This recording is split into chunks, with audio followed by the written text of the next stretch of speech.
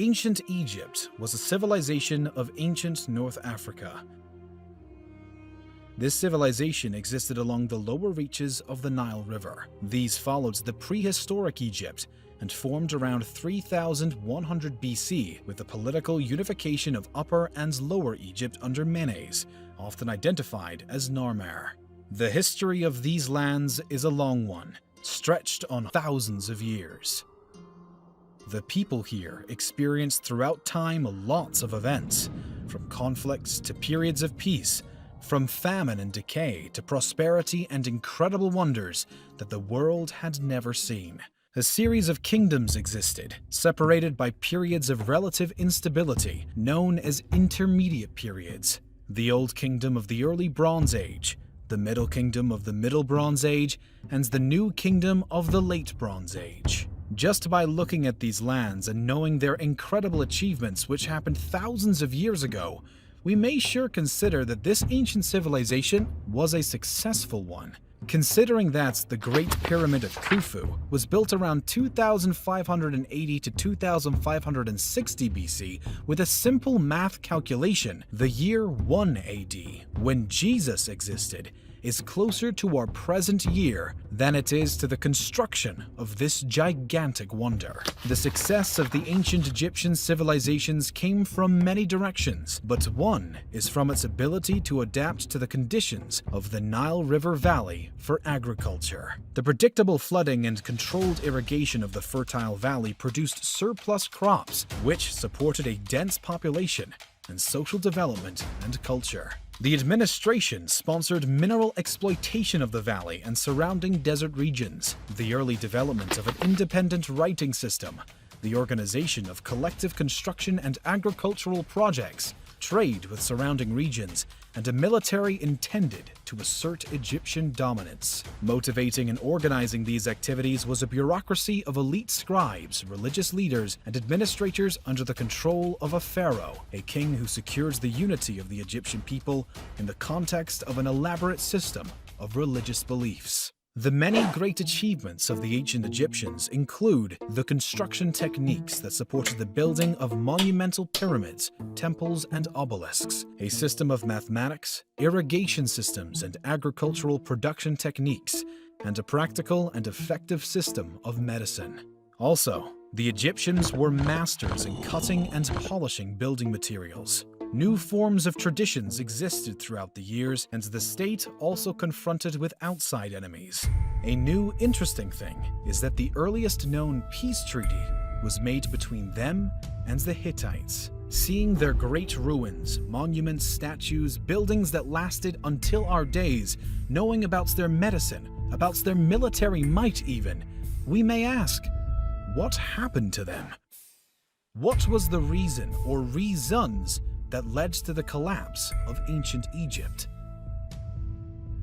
The seeds actually lay around 1.5 millennia earlier, when Egypt was apparently at the height of its powers in the reign of Ramses II, during what is known as the 19th dynasty of Egyptian history.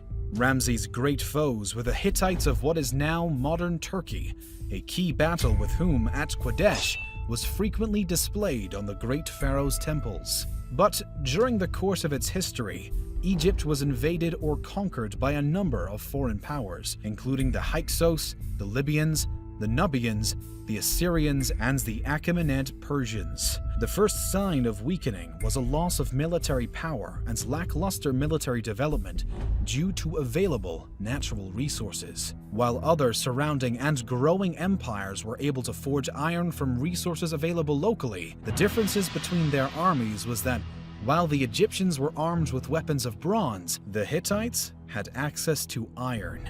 Thus, even if it wasn't a decisive problem, falling behind in military technology in comparison to your enemies could be considered as a factor in the coming decline. Egypt lacked access to ore and other necessary metals. Slowly, as the world evolved, Egypt became vulnerable to more powerful competing armies. Additionally, throughout history, great civilizations collapsed not only because of external pressure, but of internal too. Crises have occurred, Political conflicts led to the eventual split of the empire into northern and southern areas, and a protracted civil war began between the two regions. The internal fragmentation was caused in time, and these problems led to further division of the Egyptian state. And this opened doors for other growing empires to invade and take Egyptian territory and resources. Coupled with the lack of natural resources to support their military power, several political events greatly influenced the power balance in Egypt. The first was the shifting role of the important pharaoh. The conflict was on.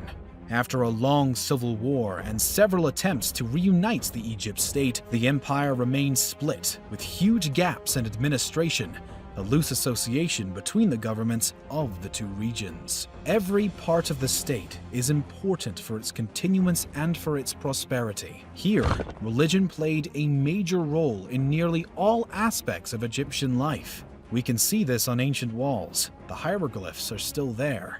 The administration was not working properly, and the state was weak from the interior. The quality of life has become worse and worse for the ordinary people. As the economic disparity between the population and the religious elite grew, citizens grew more displeased. The religious leaders controlled large portions of Egypt's land, giving them a disproportionate share of the nation's income. Conflicts over wealth distribution led to questions about the lack of proper administration and religion as well. In addition to the distribution of wealth, military conflicts towards the end of the ancient Egyptian era were incredibly expensive. Funding massive military investments strained the government's capital and further weakened the state. All these issues created more issues.